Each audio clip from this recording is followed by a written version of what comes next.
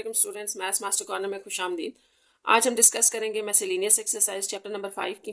तो इसके first question से स्टार्ट करते हैं। Tick the correct option and expression which is the ratio of two polynomials but the polynomial in denominator is non zero is called. तो यहाँ पर आपको ये कहा गया कि अगर आपके पास एक ऐसा एक्सप्रेशन हो जो रेशियो की फॉर्म में है, रेशियो यानी ओवर की फॉर्म में होगा, ठीक है, डिवीजन की फॉर्म में, ऑफ टू पोलिनोमियल्स, और वो दो पोलिनोमियल्स हैं, but the polynomial in denominator, और डिनोमिनेटर में पोलिनोमियल जो है वो नॉन जीरो है, तो ऐसे जो आपके पास एक्सप्रेशंस होते हैं वो क्या क्या कहलाते हैं। तो आपने याद रखना है, जैसे ऊपर भी आपके पास एक एक्सप्रेशन है पोलिनोमियल है, नीचे भी इस फॉर्म में है ना, रेशियो की फॉर्म में, तो और ये वाला आपके पास नॉन जीरो हो तो ये आपके पास रैशनल एक्सप्रेशंस कहलाते हैं, क्योंकि हम इनको रैशनल कहते हैं, तो ये रैशनल एक्सप्रेशंस कहलाते हैं। इस तरह इसकी बी ऑप्शन जो है वो करेक्ट है। सेकेंड पार्ट है इसका, द डिग्री ऑफ। अब आपको ये एक एक्सप्रेशन दिया गया और आपसे पूछा गया कि इसकी डिग्री क्या है। तो आपने स्टूडेंट्स ये याद रखना है कि डिग्री का मतलब ये होता है कि जो भी आपके पास वैल्यूज है ना, जैसे ये हमारे पास तीन वैल्यूज आ रही हैं, क्योंकि प्रोडक्ट आपको ये बताता है एक वैल्यू है, ये इन दोनों को आप मल्टीप्लाई करेंगे एक वैल्यू आ जाएगी, ये दूसरी वैल्यू हो जाएगी और ये तीसरी वैल्यू हो जाएगी। तो आपके पास जितनी भी एक एक्सप्रेशन के अंदर वैल्यूज होती हैं उसमें आपने हाईएस्ट जो पावर है वेरिएबल की वो देखनी होती है, यानी कि जो डिफरेंट वेरिएबल्स हैं उनकी भी पावर आपने ऐड करके बताना है। जैसे यहाँ टोटल जो आपके पास वेरिएबल की पावर बन रही है वो 2 + 3 यानी कि 5 है। यहाँ पर अगर आप देखें तो ये 1 + 2 + 3 इन तीनों की हमने ऐड कर ली, ये बीच में से एक माइनस कर देते हैं, ये हो जाएगी। और यहाँ पर अगर आप देखें तो सिर्फ आपने वेरिएबल की पावर्स को ऐड करना है, ये भी याद रखना है। तो इसकी पावर नहीं आप लेंगे तो ये तो है ही 5। तो अगर आप देखें तो यहाँ पर हाईएस्ट पावर 5 बन रही है, तो इस तरह डिग्री भी जो है आपके पास 5 है। इस तरह से ऑप्शन ए जो है वो करेक्ट है क्वेश्चन नंबर पार्ट नंबर 2 में। अब नेक्स्ट पार्ट नंबर 3 आप देखें, constant polynomial is also called. जो कांस्टेंट पोलिनोमियल होता है वो आपके पास क्या कहलाता है। तो ये कांस्टेंट पोलिनोमियल का मतलब ये है कि जैसे आप अगर सिर्फ 5 लिख देते हैं तो ये भी आपके पास एक पोलिनोमियल ही होता है, इसको हम कांस्टेंट पोलिनोमियल कहते हैं, जिसमें सिर्फ कांस्टेंट नंबर होते हैं, वेरिएबल आपको नजर नहीं आ रहा होता। जबकि हम ये कहते हैं कि इसके साथ वेरिएबल पड़ा हुआ है, जैसे आपका एक्स पड़ा है लेकिन उसकी पावर क्या है, 0 है, इसलिए हम इसको पोलिनोमियल कह रहे होते हैं। तो फिर इसलिए आपने याद रखना है कि जो कांस्टेंट पोलिनोमियल होता है इसका जो अदर नेम है वो 0 डिग्री पोलिनोमियल है, यानी कि डिग्री वही, जैसे मैंने भी आपको बताया कि हाईएस्ट पावर जो आपकी वेरिएबल की है वो 0 है, तो फिर ये हाईएस्ट डिग्री 0 डिग्री पोलिनोमियल हुआ। इस तरह से आपके पास डी ऑप्शन करेक्ट होगी। नेक्स्ट है फोर्थ पार्ट में, Ali is 2 years younger than his sister. अच्छा, अली जो है वो अपनी सिस्टर से, आयशा से 2 years यंगर है, छोटा है, ठीक है। If Ayesha's present age is X, अगर आयशा की प्रेजेंट एज हमें ये दी गई है कि एक्स है, एक्स ईयर्स है, then age of Ali after 5 years, तो अली की एज आपने बतानी है बट 5 years बाद में, ठीक है। आफ्टर 5 years लिखा है ना, तो 5 साल बाद बतानी है। तो सबसे पहली बात तो ये कि यहाँ जो आपने बात करी है ना कि प्रेजेंट एज की, तो अगर हम इसको ये लिखें कि प्रेजेंट एजिस, ठीक है, हम दोनों की प्रेजेंट एजिस पहले लिख लेते हैं ना तो आसान हो जाएगा। प्रेजेंट एजिस में अगर आप आयशा की एज लिखते हैं, ठीक है, आयशा की एज क्या होगी, आयशाज एज होगी एक्स, आपने भी कहा एक्स ईयर्स होगी। और जो अली की एज है, अली एज क्या होगी, अली 2 years यंगर है ना, 2 साल छोटा है, तो x - 2 कर दें। x - 2 करने से ये होगा कि जो भी आयशा की एज है उसमें से हम -2 करेंगे, क्योंकि यहाँ पर कहा गया था कि 2 years यंगर है, एल्डर नहीं है, बड़ा नहीं है, छोटा है, तो x - 2 years अली की एज होगी। अब अगर आप लिखते हैं कि आफ्टर 5 years, तो आफ्टर 5 years आयशा की एज लिखने की जरूरत नहीं है, वैसे अगर आप लिख भी दे तो x + 5 हो जाएगा ना, 5 साल बाद x + 5 हो जाएगा। हमें सिर्फ अली की एज बतानी है, तो अलीज एज आपके पास क्या होगी आफ्टर 5 years। तो ये जो आपने प्रेजेंट एज निकाली है अली की, इसमें आपने +5 कर देना है, क्योंकि आफ्टर 5 years का मतलब यह है कि 5 साल बाद, तो 5 साल बाद आपने उसमें 5 years ऐड भी तो करने हैं ना। तो इस तरह से जो 5 years के बाद अली की एज बनेगी वो आपके पास x + 3 होगी, 5 में से -2 कर दे 3, तो इस तरह से इसकी सी ऑप्शन करेक्ट है, 5 + 3 हो जाएगी। नेक्स्ट आपके पास है part number 5, the value of this eight x = 2। तो x = 2 के ऊपर इसकी आपने वैल्यू बतानी है, यानी कि इसको सॉल्व करना है। तो इसको हम सॉल्व कर लेते हैं और ये आपने बताना है x2 के मतलब x को = 2 पुट करेंगे। तो ये मैं क्वेश्चन लिखती हूँ, फिर हम इसको सॉल्व करते हैं। तो ये आपके पास इसका पार्ट नंबर 5 है, ठीक है। तो इसको हम सॉल्व कर लेते हैं। देखें, आपने x = 2 पे इसकी वैल्यू बतानी है। अच्छा, यहाँ पर एक बार भी ऐसे करके लगी हुई है, ठीक है। तो जो आपके पास बार है वो बेसिकली इन दो नंबर्स के ऊपर है, इधर नहीं है, ठीक है, इन दो नंबर्स के ऊपर। तो ये आपने याद रखना है कि जो बार होती है इसको पहले सॉल्व करते हैं, इस बार को, और इसका मतलब सिंपल ये होता है कि जो दो नंबर्स के दरमियान आपके पास साइन आ रहा है उसको चेंज कर दें। माइनस है ना, तो आप ये वाला तो एज इट इज रहने देंगे, यहाँ प्लस कर देंगे, ठीक है। अब ये बार लगाने की जरूरत नहीं है, ये सॉल्व हो गई है। अब नेक्स्ट जो आपके पास आएगा वो ये है कि हम x की जगह 2 पुट कर रहे हैं, तो x की जगह 2 3 आ जाएगा, 2 की पावर 3, 2 की पावर 2 माइनस 3 प्लस 2 की पावर 2 स्क्वायर, यूँ आ जाएगा। ठीक है, अब यहाँ इसको सिंप्लीफाई करते हैं इसको, तो 2 की पावर 3 जो है वो 8 है, माइनस 2 की पावर 2 4 माइनस 3 प्लस ये भी आपके पास 4, 4 इंटू 2 8 आ जाएगा। तो अब फिर ये जो आपके पास स्मॉल ब्रैकेट है आपको पता है पहले ये सॉल्व होगी, तो 8 और 4 आपके पास 12 हो जाएगा, 12 माइनस 3 जो है वो आपके पास 9 आ जाएगा। तो इस तरह से हमारे पास ये ब्रैकेट सॉल्व होगी। तो ये आपके पास 8 माइनस 9 आ रहा है, जहाँ से आपके पास 2 इंटू माइनस 1 आ जाएगा और माइनस 2। तो ये इसका आंसर है -2, और इसको हम आप ऑप्शंस में चेक कर लेते हैं कि हमारे पास -2 कहाँ है, पार्ट नंबर 5। तो ये देखिए पार्ट नंबर 5 में -2 आपके पास यहाँ सी ऑप्शन थी, तो ये करेक्ट है। नेक्स्ट आपके पास जो 6 है, reduced form of the expression, इस एक्सप्रेशन की रिड्यूस फॉर्म आप बता दें यहाँ से क्या है। तो बड़ा आसान है कि इसको हमने सिंप्लीफाई करना है, कुछ कॉमन है तो वो निकाल लेते हैं। ठीक है, तो ये थोड़ा सा इससे मिलता हुआ नजर आ रहा है, हम ऐसे करेंगे कि यहाँ से कॉमन निकाल के देखते हैं कि फिर हमारे पास क्या चीज़ आ रही है। तो इस पार्ट को भी हम लिख लेते हैं, ये पार्ट नंबर 6 है आपका, और ये है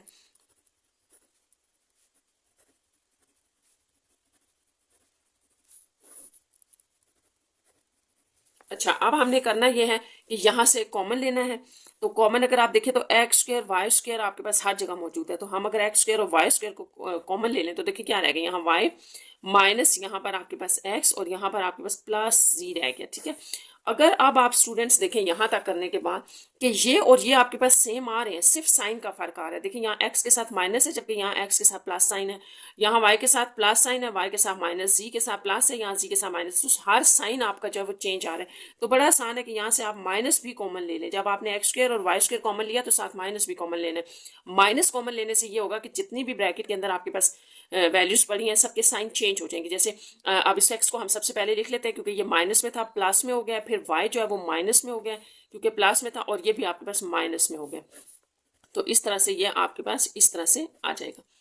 अच्छा, अब आप इसको देखिए, अगर ये सेम है तो कैंसिल हो गया, और ये minus x square y square, तो ये इसका आंसर है। और ये आपके पास पार्ट नंबर 6 में ये वाला ऑप्शन बन रहा है, डी वाला। तो इस तरह से ये ठीक है, ये नहीं बनेगा। ठीक है, ये बनेगा, हमने सिंप्लीफिकेशन के बाद कटिंग की तो ये बन रहा है। नेक्स्ट हम चलते हैं इसके 7 पार्ट पे। 7 पार्ट है इसका, इफ आपको ये दिया गया देन फाइंड वैल्यू ऑफ, तो आपने इसकी वैल्यू निकालनी है।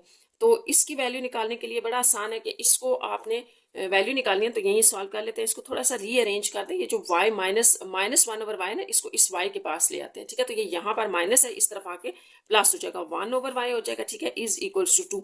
अगर आप दोनों तरफ स्क्वायर ले लें तो यहाँ पे आपके पास आ जाएगा y + 1y का whole square is equals to 2 का स्क्वायर। तो इस स्क्वायर को आप ओपन करेंगे स्टूडेंट्स कैसे, a + b को जो आपके पास होता है a + b का होल स्क्वायर, ये फार्मूला हम यहाँ पर 2ab + b स्क्वायर ये लगाएंगे। तो इसके ऊपर लगाने से आपके पास y² + 1/y² + 2 इंटू ये दोनों आ जाएंगे। ठीक है, और इस तरफ 4 हो जाएगा, तो ये कैंसिल हो जाएगा। ठीक है,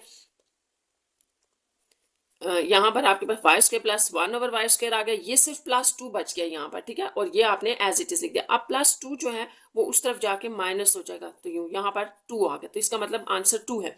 तो आपके पास जो 8 नंबर क्वेश्चन है इसका सॉरी 7 नंबर हम कर रहे थे ना, तो जो 7 का आंसर है वो आपके पास डी ऑप्शन होगी, यानी कि 2 आंसर होगा।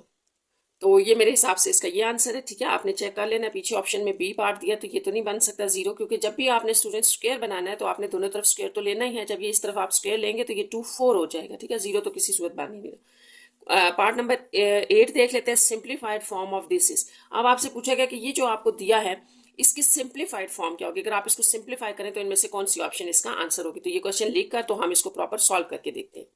तो ये आपका पार्ट नंबर 8 है। इसको सिंप्लीफाई करने का ये तरीका है कि आप फार्मूला ओपन करते हैं। ये फार्मूला आपको पता है किसके इक्वल होता है, a² + 2ab + b², और ये माइनस एज इट इज रहने थे। पहले हम ब्रैकेट में फार्मूला ओपन कर देते हैं, क्योंकि इसके बाद जो है ना वो आपके साइन चेंज होंगे, इसलिए हमने ब्रैकेट्स को नहीं उठाना। अभी जब माइनस होता है तो आपने ब्रैकेट रहने देनी है। आप सिंप्लीफिकेशन के बाद देखें ये वाला साइन अंदर अप्लाई होगा, तो इससे ये होगा कि साइन चेंज हो जाएंगे। तो इसको देख लेते हैं कि अब हमारे पास क्या आ रहा है। ये b², यहाँ पर देखें ये प्लस है, -a² minus minus plus ab, और plus minus -b² over 8ab। तो यहाँ पर आपके पास कुछ कैंसिलेशन हो रही है, ये a² कैंसिल, b² भी कैंसिल, यहाँ आपके पास 2 और 2 ये 4ab डिवाइडेड बाय 8ab आ गया, ab भी कैंसिल और 4 2 ज़ा 8 हो जाएगा, तो 1/2 ये इसका जो है वो करेक्ट है आंसर। तो इसको भी इसकी भी ऑप्शन चेक कर लेते हैं पार्ट नंबर 8 में। तो पार्ट नंबर 8 में ये आपके पास डी ऑप्शन है 1/2, ठीक है, ये हमारे पास भी बचा था, तो ये आपका इसका आंसर है। 9 नंबर क्वेश्चन देखिए, difference of the sum of a plus b from the product of a b is. तो ये जो आपको स्टेटमेंट में दिया हुआ है ना क्वेश्चन, आपने इसका क्वेश्चन बनाना है और बताना है इनमें से कौन सी ऑप्शन है। तो बड़ा आसान है, देखिए आपसे कहा जा रहा है डिफरेंस, तो आप भी लगा ले डिफरेंस, किसका डिफरेंस फाइंड आउट करना है, डिफरेंस का मतलब माइनस है ना, difference of sum of a b, sum of a b का करना है, बट फ्रॉम लिखा है ना तो फ्रॉम वाला नंबर पहले आएगा, from the product of a b, तो ए बी की प्रोडक्ट में से माइनस करना है सम, ठीक है, तो ये इस तरह से बनेगा। इसको एक दफा फिर देखें, डिफरेंस, डिफरेंस आपने फाइंड आउट करना है सम ऑफ ए बी का, सम ऑफ ए बी मैंने ब्रैकेट में इसलिए किया, बाहर माइनस है, इन दोनों का पहले सम होगा और फिर उसको किस में से डिफरेंस कर रहे हैं, माइनस कर रहे हैं from product of a b, तो ये इस तरह बनेगा। इसको थोड़ा सा अगर आप ओपन कर दें तो ये माइनस ए माइनस बी बन जाएगा, क्योंकि माइनस ब्रैकेट के अंदर साइन चेंज कर देगा, तो ये ऑप्शन आपकी फर्स्ट ऑप्शन है, ए ऑप्शन, तो इस तरह ये करेक्ट आंसर। पार्ट नंबर 10 देखें, अब आपसे ये कहा गया कि इसको सॉल्व करें और बताएं इनमें से कौन सा आंसर, तो इसको भी हम सॉल्व कर लेते हैं, लिख के लिखते हैं, पार्ट नंबर 10 सॉल्व करते हैं। पार्ट नंबर 10 था आपके पास X cube Y cube plus Y cube Z cube X cube divided by. अच्छा, अब यहाँ पर बड़ा इंपॉर्टेंट एक पॉइंट है जो आपने याद रखना है, और वो ये है कि हमने ये देखना है कि क्या इनमें से कुछ कॉमन आ रहा है। तो अगर आप देखें तो तीनों में कोई चीज़ कॉमन नहीं आएगी, क्योंकि यहाँ अगर एक्स स्क्वायर और वाई क्यूब है तो एक्स क्यूब और वाई क्यूब है तो यहाँ आपको वाई तो मिल रहा है, लेकिन जो है वो एक्स नहीं है, और यहाँ अगर आप देखें तो यहाँ एक्स है वाई नहीं है, तो फिर आप इनमें से कॉमन तो नहीं ले सकते, मतलब कोई भी वेरिएबल ऐसा नहीं है जो तीनों में सेम हो। तो बड़ा आसान सा है कि आपको पता है ये इसका एलसीएम है, तो आप इंडिविजुअली हर किसी को एलसीएम जो है वो अलग अलग दे दें, ठीक है, डिवाइड कर दें ऐसे। ये एलसीएम है ना, जिसको जो अलग अलग था आपने उसको कंबाइन करके लिखा हुआ था, तो इस तरह से हम इसको अलग अलग कर देते हैं। इससे ये होगा कि ये इस तरह से ऊपर नीचे कटिंग हो जाएगी, यहाँ 1/z³ रह जाएगा, यहाँ ये कटिंग हो जाएगी 1/x³, और यहाँ पर आपके पास ये कटिंग हो रहा है तो 1/y³। अब इसको, ये आपका जो है वो इसका आंसर बन रहा है, तो इसकी भी आप ऑप्शन चेक कर लेते हैं पार्ट नंबर 10 की कि हमारे पास ये कहाँ पर है। तो ये आपके पास ये बन रहा है सी पार्ट इसका, तो यही इसकी करेक्ट ऑप्शन है। Leading coefficient in this is, तो लीडिंग कोफिशिएंट का मतलब ये है, लीडिंग कोफिशिएंट का मतलब ये होगा कि जो आपके पास हाईएस्ट यहाँ वेरिएबल की पावर है उसका कोफिशिएंट आप बता दें।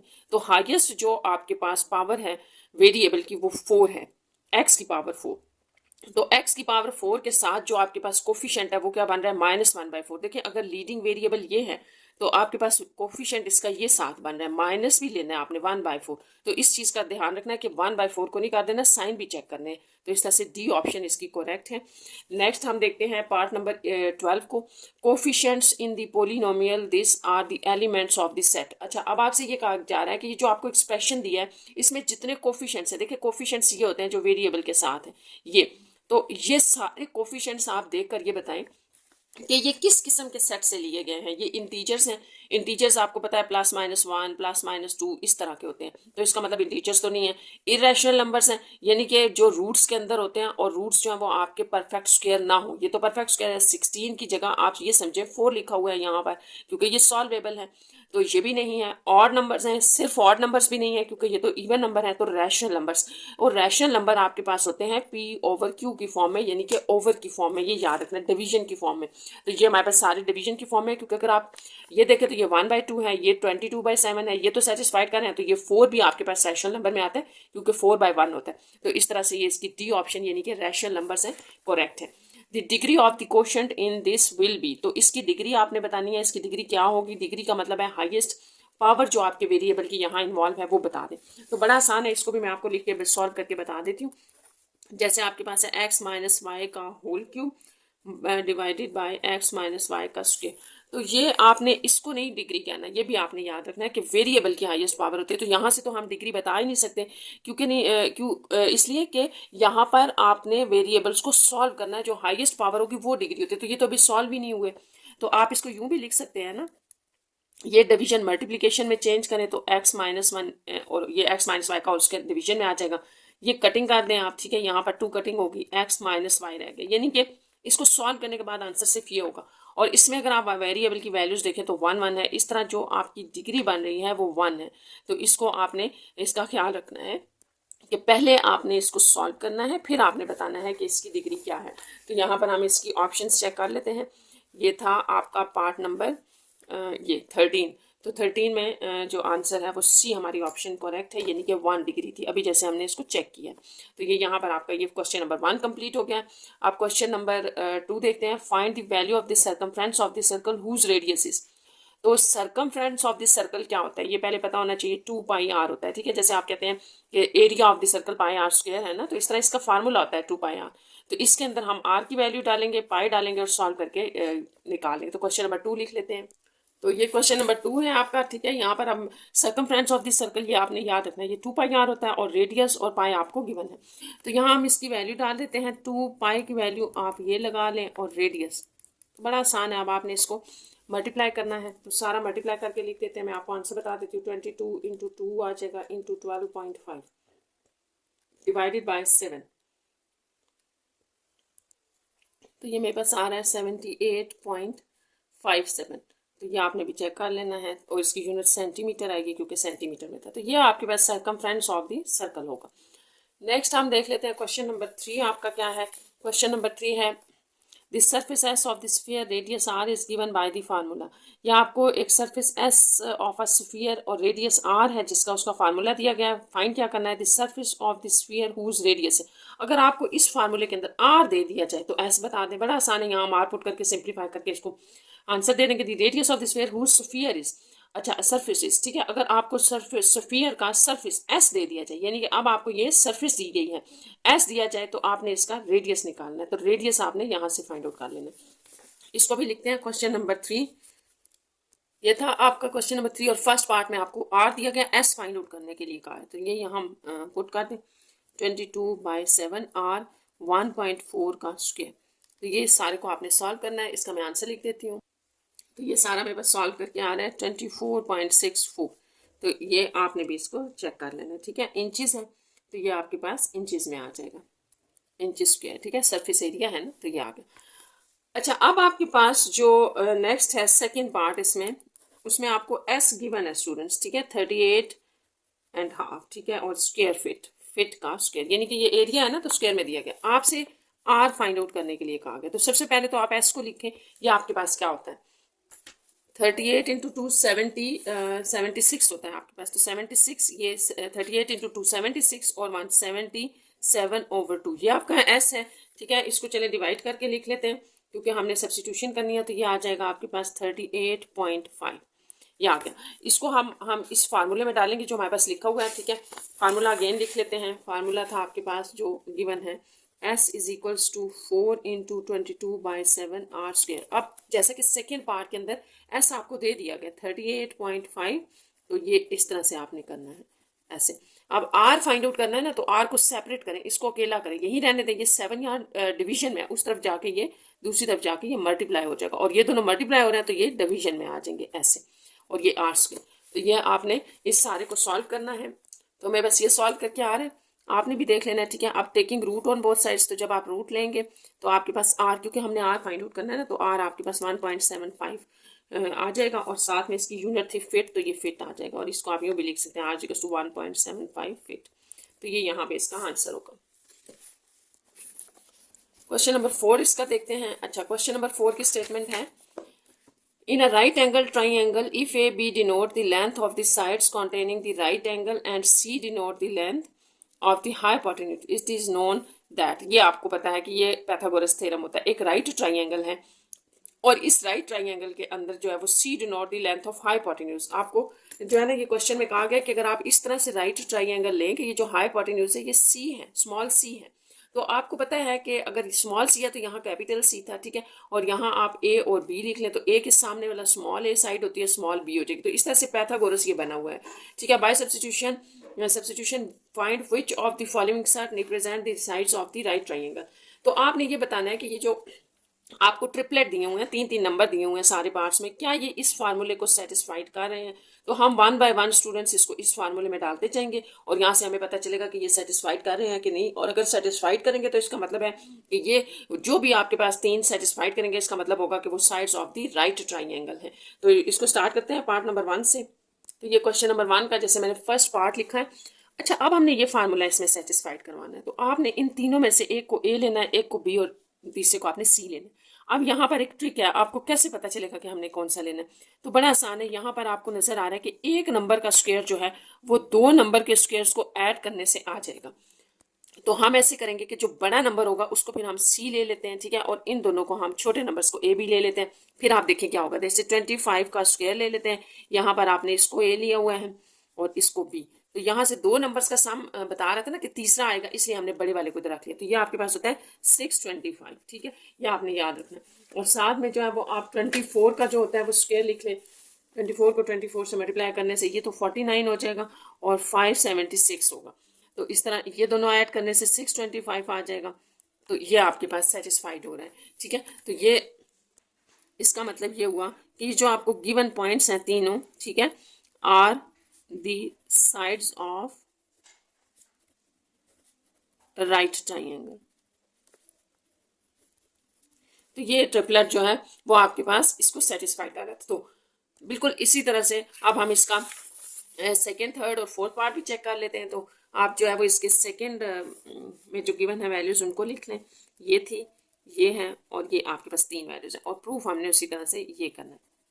तो यहाँ पर भी आप स्टूडेंट्स उसी तरह करें। देखें एक बड़ा नंबर इस सी होगा ना, तभी तो वो आपको देगा, उसका स्क्वायर ले लें और बाकी दो छोटों को आप इस तरफ ले लें।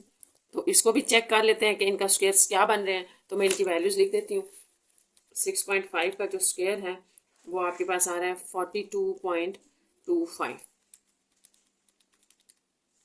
ये 2.56 प्लस 6.3 को जो है इसका स्क्वायर आपके पास आ रहा है 39.69। इसमें अगर आप ऐड कर दें 2.56 तो ये एग्जैक्टली 42.25 आ रहा है। तो इसका मतलब ये हुआ कि ये जो आपके पास 1.6, 6.3 और 6.3 है, ये साइड्स ऑफ राइट ट्राइंगल। तो बस आपने इसी तरह से प्रूफ करते जाना है। थर्ड वाला भी देख लेते हैं। थर्ड आपके पास है 12, 35, 36 और इसके ऊपर जब आप इसको प्रूफ करेंगे तो इसी तरह बड़ी वैल्यू हम इसको सी ले लेते हैं। 36 का स्क्वायर, 12 का स्क्वायर प्लस 35 का स्क्वायर। तो ये आपके पास आ जाएगा 1296 और ये 144 प्लस ये, ठीक है। अब इसमें आप ऐड कर दें 144 तो ये आपके पास आ रहा है 1369। तो ये आपके पास सेटिस्फाइड नहीं हो रहा, ठीक है, आपने भी देख लेना, ये सेटिस्फाइड नहीं हो रहा, ठीक है। तो आप कह सकते हैं कि 12, 35, 36 are not sides of right triangle. Next हम इसका लास्ट पार्ट देख लेते हैं, फोर्थ पार्ट। 3, 4 एंड 5 ये तो बहुत इजी सी वैल्यूज़ हैं, सिंपल सी हैं। देखें ये आपने बड़ी वैल्यू ले ली 5 का स्क्वायर, 3 का स्क्वायर, 4 का स्क्वायर। तो ये आपके पास 9 + 16 होगा और ये 25 होगा और इस तरफ भी आपके पास 25 आ रहा है। तो इसका मतलब हुआ कि ये जो आपके पास ट्रिपलेट है ये साइड्स ऑफ राइट ट्राइंगल। तो ये यहाँ पर आपका क्वेश्चन नंबर 4 कंप्लीट हो गया। क्वेश्चन नंबर 5 की जो है वो स्टेटमेंट देखते हैं। क्वेश्चन नंबर 5 है आपके पास, इफ़ ए बी सी, अब आपको इन तीनों की वैल्यूज दे दी गई है, फाइंड द वैल्यू ऑफ, तो ये निकालना है। तो ये भी बड़ा आसान सा है स्टूडेंट्स, ए बी सी तीनों की वैल्यूज यहाँ डालें और इसको सिंप्लीफाई कर लें। तो हम क्वेश्चन नंबर 5 लिखते हैं और उसमें ये वैल्यूज डाल के इसको सॉल्व करते हैं। तो ये आपके पास मिसलेनियस एक्सरसाइज चैप्टर नंबर 5 का क्वेश्चन नंबर 5 है। इसमें आपको ए बी सी वैल्यूज दी गई हैं, ठीक है। तो ये सारी वैल्यूज हम यहाँ डालते हैं और इनको फिर सॉल्व करते हैं। अब आपने देखना है कि हम कैसे करेंगे। देखिए 2 इंटू ए भी आपस में मल्टीप्लाई हो रहे हैं, तो इस तरह से लिख लें, प्लस 4 इंटू ए इंटू सी, ये हो गया यहाँ तक कंप्लीट। नेक्स्ट आप देखें 9 into b plus 2 into a into b into c divided by 3। तो ये सारी वैल्यूज हमने सिर्फ सिंप्लीफाई करनी है। 4 3 12, 12 2 24 आ जाएगा, ये 4 3 12 हो गया और ये रूट आ गया इसके ऊपर। 9 4 36 प्लस 4 3 12 और ये अच्छा इसको कैंसिल ही कर दें, 4 2 8, ये आ गया आपके पास।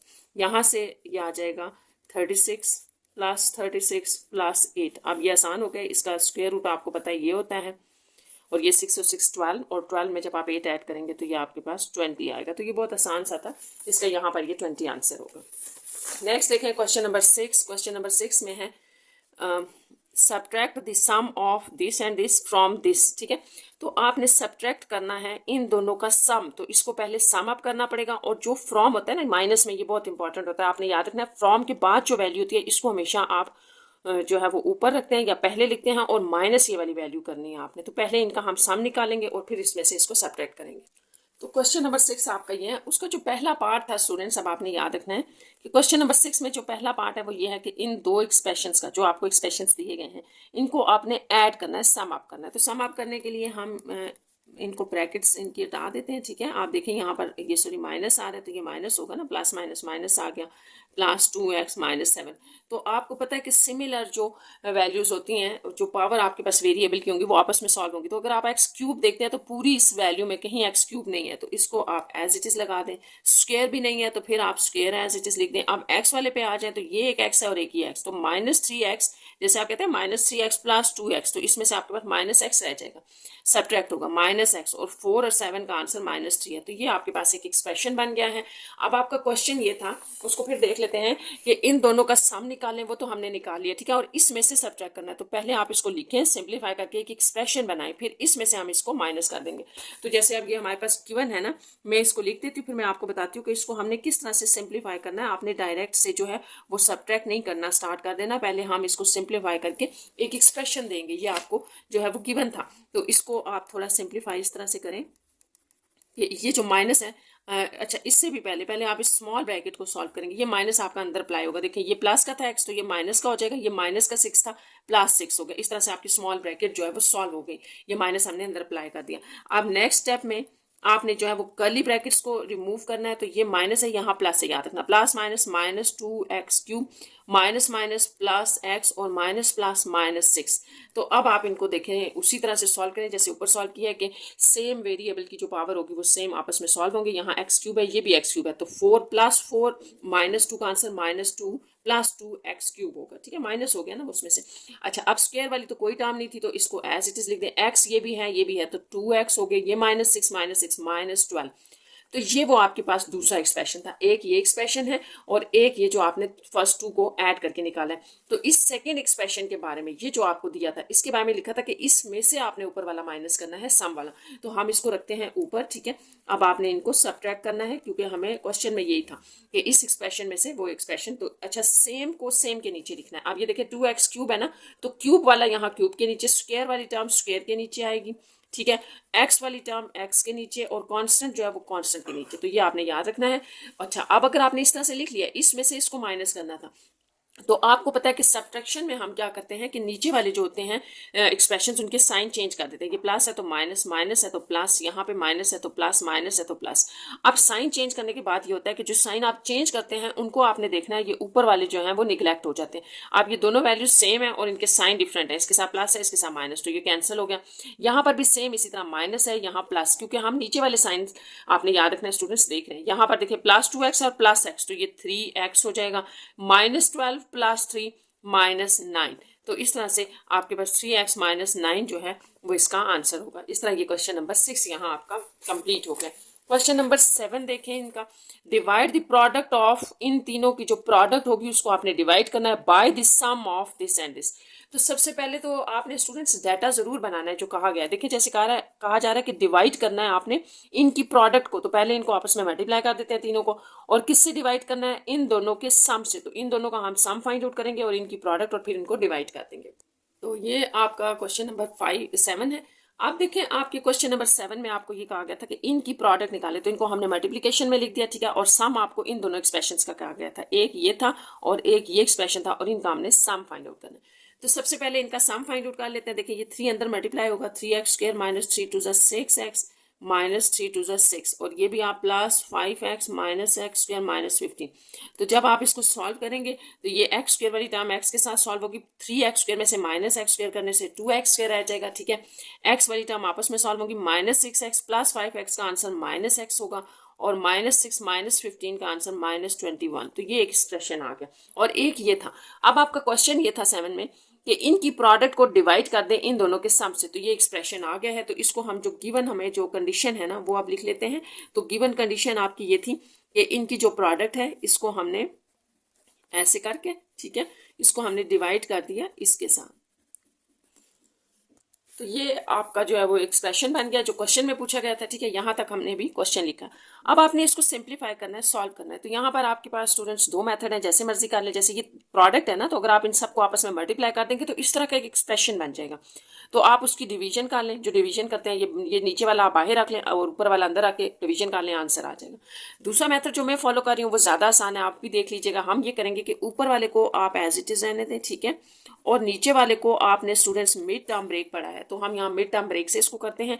देखिए 21 को यहाँ मल्टीप्लाई करें। आपको पता है कि अगर एक्स स्क्वायर का जो कोफिशिएंट है वो 1 ना हो तो हम इसको यहाँ मल्टीप्लाई करके नंबर ढूंढते हैं, ठीक है। तो 21 को अगर आप 2 से मल्टीप्लाई करते हैं तो ये 42 बनता है। अच्छा, अब हमने 42 के प्राइम फैक्टर्स देख लेने हैं, ठीक है। तो ये रहे इसके प्राइम फैक्टर्स। इन्हीं में से आपको वो दो नंबर स्टूडेंट्स मिल जाएंगे जिनकी प्रोडक्ट 42 होगी और ऐड सब्ट्रैक्ट करने से सेंटर वाला नंबर यानी कि 1 बन जाएगा। तो ये 3 2 से 6 और 7 कर लें। 6 इंटू 7 42 होता है और 7 माइनस 6 जो है वो आपके पास 1 भी आ जाता है। तो हम यहाँ मिड टर्म ब्रेक से इसको ऐसे करेंगे -7x -6x -21, ठीक है। अब इसको थोड़ा सा आप जो है ना थोड़ा सा रीअरेंज कर लें क्योंकि हमने कॉमन लेना था तो इस तरह ये कॉमन नहीं आएगा।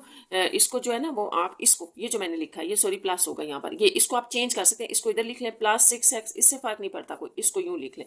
थोड़ा सा चेंज किया, ये आपके पास आ गया। अब आप देखें यहाँ पर हम जब नीचे वाली वैल्यू में से कॉमन लेंगे तो हमारे पास क्या आ रहा है, यहाँ से आपके पास 2x कॉमन आ गया, x + 3 रह जाएगा। यहाँ से -7 कॉमन कर लें तो x + 3 रह जाएगा। अच्छा, अब यहाँ पर आपके पास जो फाइनल इसका कॉमन लेने के बाद आ रहा है वो देख लें, 2x - 7 डिवाइडेड बाय ये x + 3। आपको स्टूडेंट्स पता है कि ये कॉमन है तो x + 3 हमने कॉमन ले लिया, रिमेनिंग में 2x - 7। तो इस तरह ये आसान हो जाएगा, ये कटिंग होगी तो आपके पास सिर्फ जो है वो x - 2 रह गया और यही इसका आंसर है। क्वेश्चन नंबर 7 यहाँ पर कंप्लीट हो गया, इसका ये क्वेश्चन आंसर है x - 2। क्वेश्चन नंबर 8 देखते हैं। चैप्टर नंबर 5 मिसलेनियस एक्सरसाइज है, सिंप्लीफाई द फॉलोइंग। इनको आपने सिंप्लीफाई करना है। अच्छा, पार्ट नंबर 1 में आपको जो है ना वो एडिशन सब्ट्रैक्शन दी है, ये और तरह से क्वेश्चन होगा। यहाँ पर मल्टीप्लिकेशन डिवीजन है, ये थोड़ा सा और तरह से होगा। तो हम इसके दोनों पार्ट्स सॉल्व करते हैं 1 बाय 1।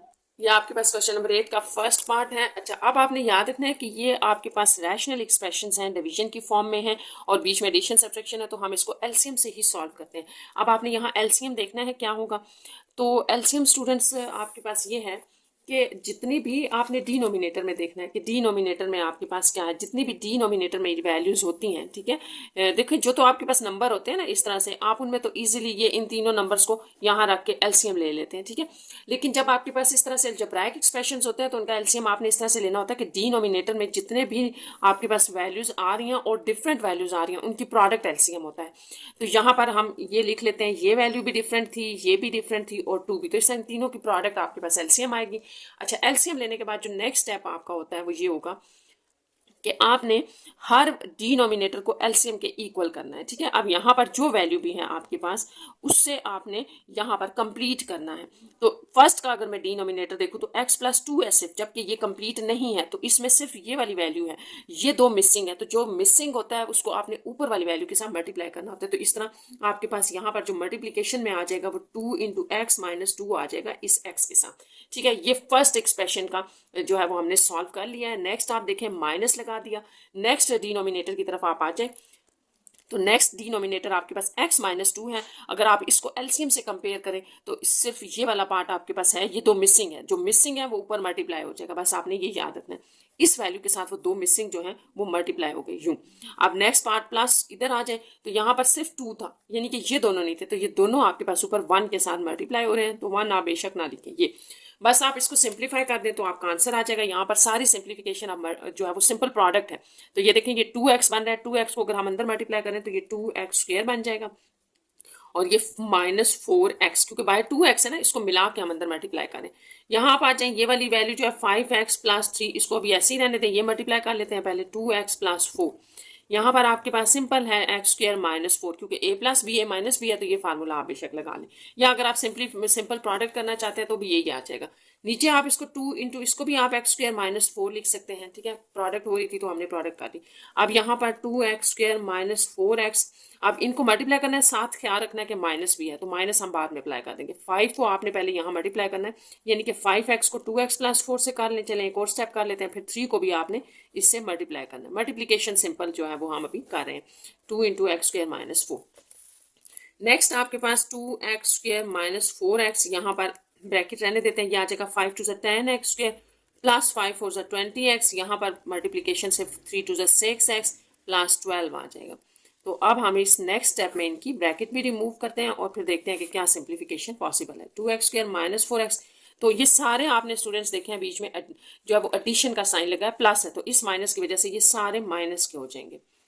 ठीक है, माइनस साइन जो है वो चेंज कर देता है, प्लस x² माइनस 4, तो ये आ गया आपके पास। ठीक है, अब आपने इसको देखना है कि x² वाले हम इकट्ठे करते हैं, सॉल्व करते हैं। तो ये प्लस 2x² है, प्लस में ये वाला प्लस कर लें 3x² और ये माइनस 10x है, यानी कि प्लस 3x² और माइनस 10x², इनका आंसर होगा माइनस 7x²। तो इस तरह ये सारे इकट्ठे करके सॉल्व करने से आंसर माइनस 7x² आ रहा है। इसी तरह आप x इकट्ठे कर लें, ये एक x है, ये है और ये है, तो इस तरह से ये सारों के साथ माइनस लगाए ना, तो फिर माइनस है तो फिर माइनस वाले आपस में ऐड हो जाएंगे, सिर्फ साइन माइनस का आ जाएगा यूं करके, x आएगा और ये देखिए सारे ऐड हो रहे हैं, 10 और 6 16 और 10 20 माइनस 20 x, और जो कांस्टेंट है उसमें आपके पास 12 और 4 था, तो ये माइनस 16 आ जाएगा। 2x² माइनस 4 ये आपके पास आ जाएगा। ये स्टूडेंट्स थोड़ा सा आप इसको ठीक कर लेंगे, 20 था ना तो मैंने यहाँ बाई मिस्टेक 10 लिख दिया, ये 20 है, यहाँ पे 20 और 10 30 बनेगा, यानी कि ये आपके पास 30 आ रहा था, इसको थोड़ा सा ठीक कर लें। नेक्स्ट आपके पास यहाँ माइनस अगर कॉमन ले लें तो 7x² प्लस 30x प्लस 16, और डिवीजन में आप जो है इसको 2 को अंदर मल्टीप्लाई कर दें तो 2x² माइनस 8। अच्छा, अगर बिल्कुल बुक वाला एग्जैक्ट आंसर चाह रहे हैं ना, तो बस इसको ये माइनस नीचे जो है वो अप्लाई कर दिया गया, ऊपर एज इट इज़ एक स्टेप और कर लें, आपका आंसर आ जाएगा ऐसे। ये माइनस हमने यहाँ अप्लाई कर दिया, अप्लाई करने का मतलब है कि इसके साथ मल्टीप्लाई कर देंगे, प्लस का है तो ये माइनस का हो जाएगा, ये माइनस का है तो ये प्लस का हो जाएगा, तो इसको पहले लिख लेते हैं, कोई फर्क नहीं पड़ेगा, 8 माइनस 2x², तो ये आपका आंसर है। वैसे अगर आप इसको यहाँ तक छोड़ दें तो ये भी ठीक है, तो पीछे बुक में आपके ये आंसर था, तो इसलिए मैंने एक स्टेप और कर दिया। इस तरह से ये क्वेश्चन नंबर 8 यहाँ आपका कंप्लीट हो गया।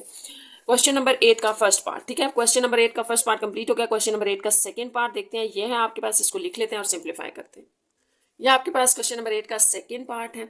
अच्छा, अब आपने ये करना है कि सबसे पहले याद रखना है कि हमारे पास जो भी इस तरह के क्वेश्चंस होते हैं उनको हमने फैक्टराइज करना होता है, हर एक्सप्रेशन को फैक्टराइज करना है। ये अगर आपको पता है कि कौन सी फॉर्म है x² माइनस y², तो ये इसकी फैक्टराइजेशन पॉसिबल है। कैसे करेंगे हम इसको, x प्लस वाई और x माइनस वाई, ठीक है, ये आपको पता है कि ये आइडेंटिटी होती है, फार्मूला होता है आपके पास, अगर ये हो तो आप उसको a प्लस बी और a माइनस बी लिख देते हैं ना, तो बस यही हमने यहाँ लगाया, ये आ गया। अच्छा, अब ये भी आपके पास फैक्टराइजेशन इसकी पॉसिबल है, क्योंकि ये स्क्वायर का फार्मूला, इसको क्लोज कर दें, x प्लस वाई का होल स्क्वायर हो जाएगा, x² plus 2xy plus y² close हो गया, ये हो गया। ये ऑलरेडी फैक्टराइज्ड है, इसकी मतलब कोई और सिंप्लीफिकेशन नहीं है, तो इसको हमने एज इट इज लिख दिया। अच्छा, ये डिवीजन है, इसको आपने मल्टीप्लीकेशन में चेंज किया तो नंबर जो है इसका रेसिप्रोकल हो जाएगा, ये आपके पास उल्टा हो जाएगा, ठीक है, नीचे वाला ऊपर और ऊपर वाला नीचे आ जाएगा। तो यहाँ तक आपने याद रखना है कि जो भी आपके पास इस तरह के क्वेश्चन होंगे उनकी पहले हर एक्सप्रेशन की फैक्टराइजेशन जरूरी है, ठीक है।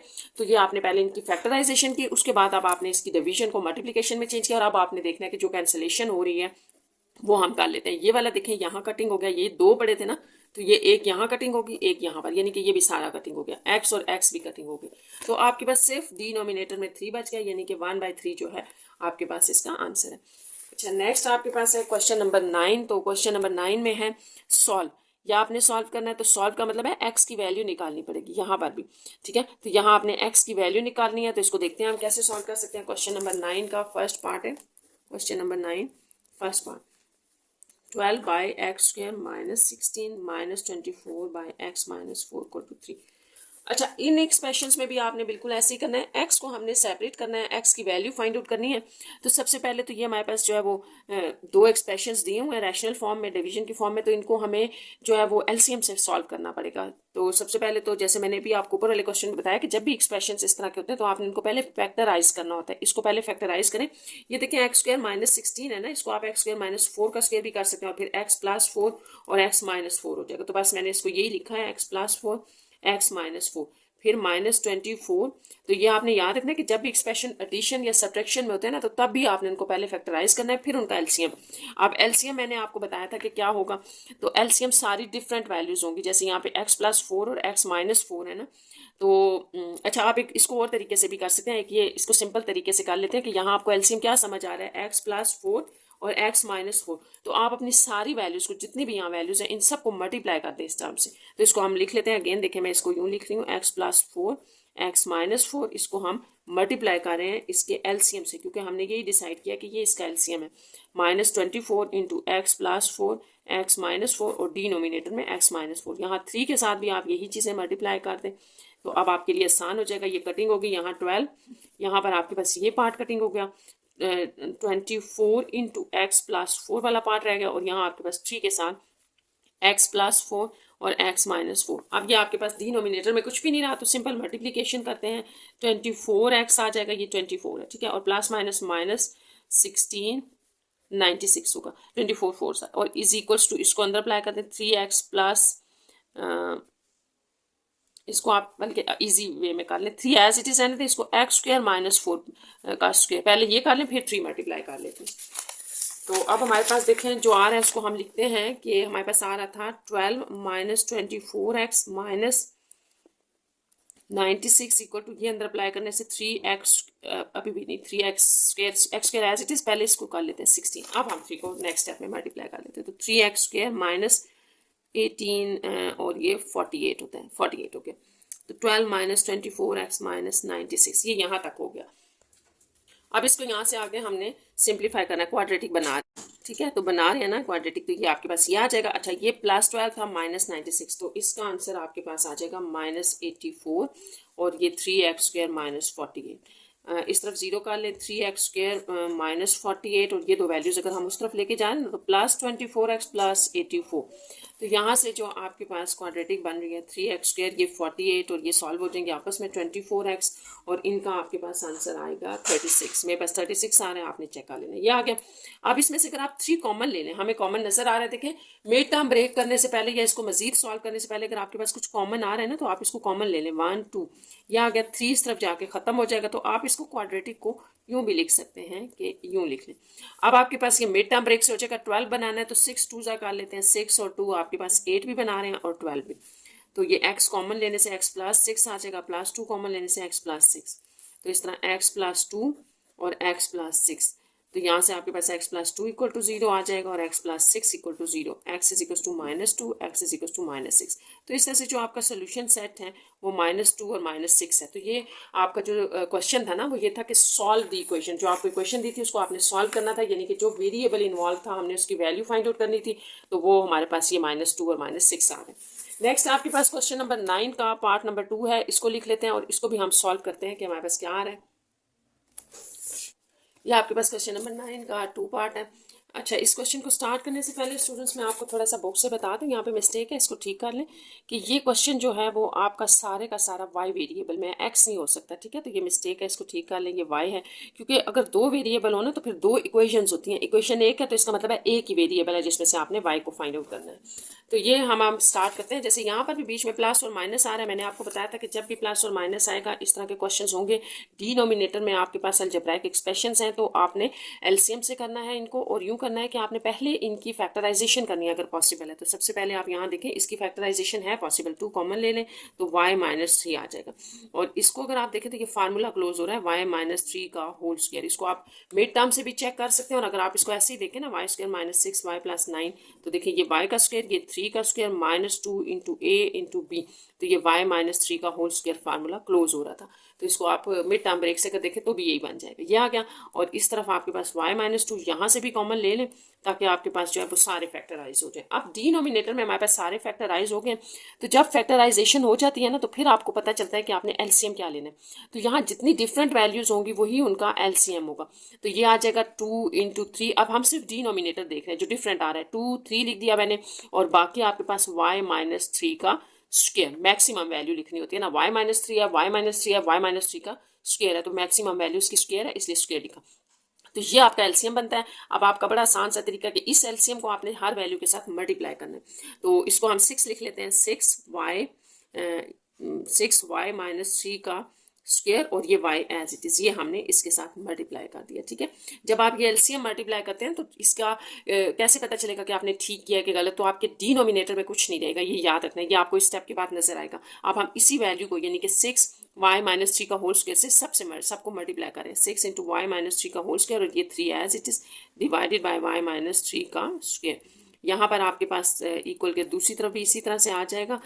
यहाँ आप लिखें 6 इंटू y-3 का होल स्क्वायर। तो अब आप जब इसमें कटिंग करेंगे तो देखिए 2 3 ज़ा 6, ये एक कटिंग हो जाएगा, ये 3 यहाँ बच गया और एक y-3 बच गया, क्योंकि 2 थे ना, एक कटिंग हो गया और एक y भी बच गया। यहाँ पर आपने देखना है बड़े, ये माइनस है, बड़े एहतियात से आपने देखना है, स्क्वायर खत्म हो गया, 6 3 ज़ा 18, यहाँ सिर्फ 18 बच गया। यहाँ 3 2 ज़ा 6 हो गया, ये 1 था तो यहाँ एक कटिंग हो गया, y-2, यहाँ एक 2 भी बचा हुआ है और y-3 है। तो रिमेनिंग में आपके पास ये बचा और देखिए डिनोमिनेटर में कुछ भी नहीं है। अब इनको हम सिंपल मल्टीप्लाई करेंगे, ये 3y है, टोटल 3y को आपने अंदर मल्टीप्लाई करना है। तो 3y जो है जब अंदर मल्टीप्लाई होगा 3y स्क्वायर, 3 3 ज़ा -9y आ जाएगा, -18। यहाँ आप जो है वो 2 को भी ऐसे ही रहने दें, इनको मल्टीप्लाई कर लेते हैं। तो y पहले मल्टीप्लाई होगा y-3 के साथ, -2 भी मल्टीप्लाई होगा y-3 के साथ। यहाँ 3y स्क्वायर -9y -18 और ये आपके पास y स्क्वायर -3y -2y +6 आ जाएगा। अब नेक्स्ट जो हमारे पास आ रहा है वो ये है कि ये आपस में सॉल्व नहीं हो सकती, ये तो सारे अलग अलग हैं। यहाँ पर हम देख लेते हैं, 2 मल्टीप्लाई करते हैं, 2y स्क्वायर -6y -4y +6 2 12। यहाँ पे आपके पास सॉल्व हो रहे हैं, 6 और 4 आपस में ऐड होकर 10y बन जाएगा +12 और इस तरफ ये है। अब हम एक साइड पे सारी वैल्यूज करते हैं तो इनको इस तरफ ले आते हैं, 3y स्क्वायर -9y, जो आपके पास ये माइनस है, जो आपके पास ग्रेटर वैल्यू होती है ना y की, उस तरफ मूव कर लिया, फिर ये प्लस था, इधर आके माइनस माइनस था, +10y -12 = 0। तो ये सॉल्व करने से 3y स्क्वायर और y स्क्वायर 2y स्क्वायर हमें आंसर देगा y स्क्वायर, 9y और 10 देगा +y, -18 और -12 आपको देगा -0 और 30 आ रहा है =0, ये आ गया। तो ये आपके पास एक क्वाड्रेटिक इक्वेशन बन गई है y में। इसको हम मिड टर्म ब्रेक से करें, 30 है तो 5 और 6 ले लेते हैं, +6y -5y, 6 5 ज़ा 30 हो गया और फिर ऐड सब्ट्रैक्ट करने से 1 भी आ रहा है। तो यहाँ y कॉमन ले लें, y +6 रह जाएगा, -5 कॉमन लेने से y +6। तो ये जो आपके पास आ रहा है इसको लिख लें, ये आपके पास आ रहा है y +6 कॉमन लेने से y -5 = 0। ठीक है, क्वाड्रेटिक इक्वेशन है, मिड टर्म ब्रेक की, और यहाँ हमने इसको सेपरेट कर दिया, =0 और y -5 = 0। तो इस तरह y -6 आएगा, y 5। तो इस तरह जो आपका स्टूडेंट सोल्यूशन सेट है वो -6 और 5 होगा। तो ये इसका आंसर भी है y का। यहाँ क्वेश्चन नंबर 9 आपका कंप्लीट हो गया। क्वेश्चन नंबर 10 लास्ट क्वेश्चन आपका है, when checking a possible solution of the rational equation, is it necessary to check that the solution does not make any denominators equal to 0? Why and why not? अच्छा, यहाँ पर आपसे ना question में ये students पूछा गया है कि जब भी आप एक रैशनल इक्वेशन को सॉल्व कर रहे होते हैं तो ये क्यों ज़रूरी होता है कि आप चेक करते हैं कि डिनोमिनेटर में जो वैल्यू है वो 0 नहीं होनी चाहिए। तो आपको याद होगा कि जब भी आप रैशनल नंबर के लिए पढ़ते हो ना, रैशनल नंबर्स के लिए, ये तो रैशनल इक्वेशन की बात हो रही है ना, सिंपल जब आप रैशनल नंबर्स की बात करते हो, ठीक है, तो आप कहते हो P/Q की फॉर्म में है, where Q is not equals to 0, तो आपका डिनोमिनेटर 0 नहीं होना चाहिए। अगर आपका ये 0 होगा तो ये तो अनडिफाइन हो जाएगा, ये तो आपको किसी भी नंबर या इक्वेशन को रिप्रेजेंट नहीं करेगा। तो बस आपने इसी बात को इक्वेशन में बस लिख देना है, जैसे आपको आंसर दिया हुआ है इसका, इस तरह से कुछ लिखा हुआ था तो मैंने भी वही लिख दिया, आपको एक्सप्लेन कर देती हूँ। इसेंशियल स्टेप ये होगा कि ensure that solution does not make any denominator 0। तो डिनोमिनेटर आपका 0 नहीं होना चाहिए किसी भी जो है वो रैशनल एक्सप्रेशन के अंदर। As such values are not valid for rational equation, तो वो रैशनल इक्वेशन की वैल्यूज नहीं होंगी। जैसे मैंने भी आपको बताया कि रैशनल नंबर में भी इवन आप यूँ लिख रहे होते हैं कि Q is not equals to 0। तो इस तरह आपके पास रैशनल एक्सप्रेशन में भी रैशनल में जो ओवर की वैल्यू होगी उस रैशनल इक्वेशन में वो नॉट इक्वल्स टू 0 होना ज़रूरी है। तो यहाँ पर ये आपका ये एक्सरसाइज मिसलेनियस एक्सरसाइज कंप्लीट हो गई है। तो आपका कोई क्वेश्चन हो तो प्लीज़ आप कमेंट्स बॉक्स में कमेंट कर दिया करें। Take care students.